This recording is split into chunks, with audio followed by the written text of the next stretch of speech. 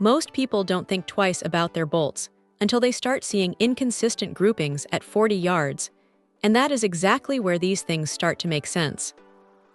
When you pick one up, the first thing you notice is the finish. That mossy oak tree stem pattern isn't just for show. It actually has a bit of texture to it, which makes them surprisingly easy to grip when your hands are cold or damp. It's a small detail, but it matters when you're fumbling around in a tree stand. Now, the real magic here is what they call dual spine technology. Essentially, the bolt is engineered to flex in a very specific way during the shot. By managing that energy, the bolt recovers from the initial launch shock much faster than a standard carbon shaft. You can actually see the difference in how quickly they stabilize in flight. They just seem to cut through the air with less wobble, which is probably why they spin up so much sooner after leaving the rail. The straightness tolerance is another one of those things that sounds like marketing fluff until you put them on a spinner. At a maximum of 0.0025 inches, these are laser-checked to a degree that honestly feels like overkill for most hunting scenarios, but it definitely builds confidence. You aren't going to be blaming your equipment for a flyer with these in your quiver. They weigh in at 390 grains, which is a pretty sweet spot for a 20-inch bolt.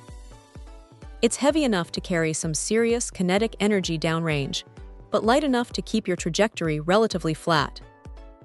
The 3-inch fusion vanes are stiff and hold their shape well, even after being pulled through a tight target block a few dozen times. If there is a downside, it's the price point.